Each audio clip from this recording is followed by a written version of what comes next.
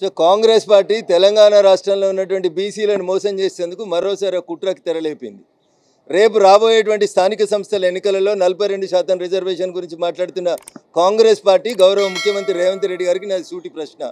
Already assembly ఏర్పాటై 18 నెలలు అయిపోయింది. మీరు ఎవరు ఎంత ఉంటే వాళ్ళకి అంత ఇవ్వాలని చెప్పి రాహుల్ గాంధీ గారు పార్లమెంట్లో చెప్పారు.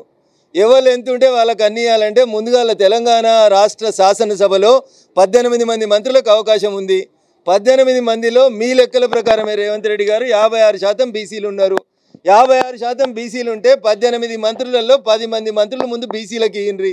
అది ఇవ్వడం చేత కాదు, కానీ రేపు సర్పంచ్ ఇస్తా, ఎంపీటీసీ ఇస్తా, బీజేపీకి చేత కాదు. అరే నేను అడుగుతున్నా, నువ్వు ముఖ్యమంత్రి ఇయ్యాలకి 18 నెలలు అయిపోయిందన్నా, ఎవరు ఎంత ఉంటే వాళ్ళకి అంత ఇవ్వమని రాహుల్ గాంధీ చెప్పిండు.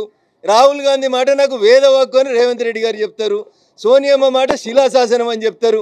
మరి మీరు ఇది నిజమే అయితే 56% ఉన్న తెలంగాణ బీసీలకి ఎందుకు ముఖ్యమంత్రి పదవి ఇయ్యరో ఒకసారి రేవంత్ రెడ్డి గారు చెప్పాలి. రేవంత్ రెడ్డి గారు లెక్కల ప్రకారం 10% లేని అగ్రకులాలకి 7 మంత్రి పదవులు ఎందుకుంటాయో రేవంత్ రెడ్డి చెప్పాలి, రాహుల్ గాంధీ గారు చెప్పాలి. 56% ఉన్న బీసీలకి 3 ఎందుకుంటాయి మంత్రి పదవులు, బరాబరి 10 లెక్క కట్టి ఇయ్యి. ఇది ఇచ్చిన తర్వాత నువ్వు ఇంకొనికి ఏళ్ళు చూపెడితే మంచిగా ఉంటుంది.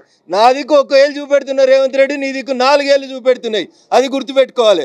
45 ఏళ్ళు ఆంధ్రప్రదేశ్ని పాలించింది కాంగ్రెస్ పార్టీ.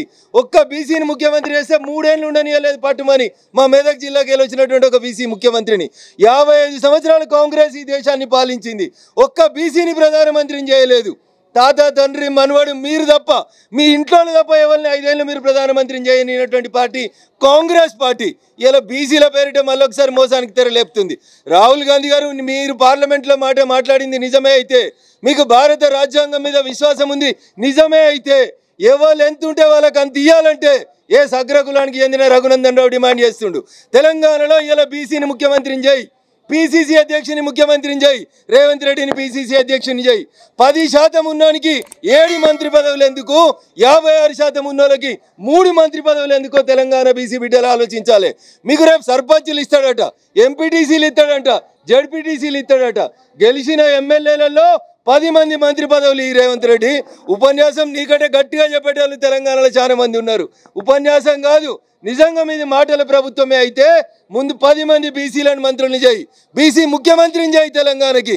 నీ లీడర్ ఆఫ్ అపోజిషన్ యొక్క బీసీని చేసిన తర్వాత కాంగ్రెస్ పార్టీ బీసీల గురించి మాట్లాడితే బాగుంటుంది అనేది నేను రేవంత్ రెడ్డి గారికి, రాహుల్ గాంధీ గారికి సందర్భంగా సూచించాను. అసెంబ్లీలో పెట్టాలి కదా, ఎక్స్పర్ట్ కమిటీ నివేదిక ఏమి ఇచ్చింది ఏంది అనేది, అది పార్టీ వ్యవహారం అన్నట్లుగా ఇప్పుడు చంద్రశేఖరరావు అనేట ఆయన 2014లో నేను సమగ్ర కుటుంబ సర్వే చేసిన అన్నాడు. ఆయనే ఏళ్ళ దాకా వెబ్సైట్లో పెట్టలేదు. ఆయనే ఏ కులం ఎంత ఉందో చెప్పేందుకు ఆయనకు భయం అవుతుంది. ఈయన కూడా 4 రోజులలో శాస్త్రీయంగా చేసిండు కదా. ఎవరు ఎంత ఉన్నారో చెప్పు, నీ పేరు, ఊరు, నీ ఇంటి నెంబర్ వేసి నీ కులం ఏందో చెప్పమని చెప్పు. అది చెప్పడం చేత కాదు, కానీ దానికి ఏదో గొప్పలు చేసినాం, అది శాస్త్రీయంగా ఉంది సర్వే, శాస్త్రీయంగా ఉంటే వెబ్సైట్లో పెట్టు. ఇల్లీగల్గా ఉంటే తీసేస్తారు ఎవరన్నా, ఎవరిదేందో కాంది చెప్తారు అట్లా. కాబట్టి అందుకని మభ్య పెడుతున్నటువంటి కాంగ్రెస్ని చూసి బీసీ బిడ్డలు అంతా కూడా మోసపోవద్దని చెప్పి ఈ సందర్భంగా తెలియజేస్తా ఉన్నాం.